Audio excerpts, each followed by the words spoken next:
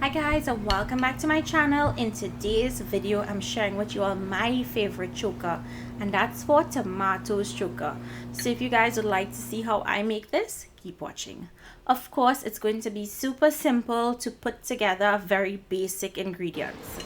So I like to start roasting off my tomatoes. I'm using my stove. You can use any type of open flame you have, and if you don't, you can even use your broiler in your oven to help you roast these off. The taste will differ, but you will still get a little of that smokiness. In this foil paper, I have a habanero or scotch bonnet pepper, 2 cloves of garlic, and a little bit of oil. We're creating a pouch, and I'm going to set that off to the side. I want that to take its time and roast in there and get soft and tender. Once your tomatoes start to char, you want to turn them over. You want them to start to cook evenly, and you want your tomatoes to cook until it's really soft and really tender. So about 12 to 15 minutes it should take. Bigger the tomatoes, the longer it's going to take to cook. You want to make sure that the inside of the tomatoes cooks and gets really nice and soft.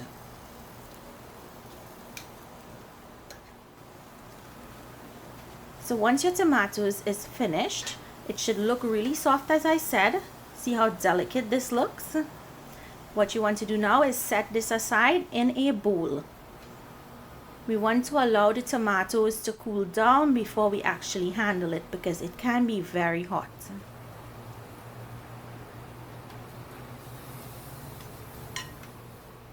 Now once your tomatoes is cooled, you can go ahead now, and we're going to empty the garlic and the pepper onto that bowl. Take out the stem out of the pepper. Now I'm going to mash the pepper and the garlic into my tomatoes. If you wanted to serve the pepper on the side, you can do that. All you have to do now is be careful and clean the charred skin off of the tomatoes and place it into that bowl with the garlic and the pepper. And we're going to smash this. Now I'm using my pestle. If you wanted to use a fork or your food processor, by all means feel free to use what you're accustomed using. I'm going to mash everything up, including the pepper and the garlic in there, and I'm mashing it to the consistency I like. I like it pretty smooth. Not too smooth, but you know, a little more on the smoother side. We're going to add salt to taste, add in onions, and I'm just going to set that aside, and let's heat our oil. We have to chunky this tomatoes choka.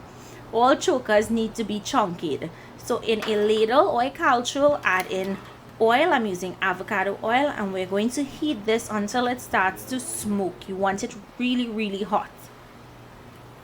And once it reaches that point, you're going to pour it all over your onions. This is called chunking, and it adds so much flavor to your choka.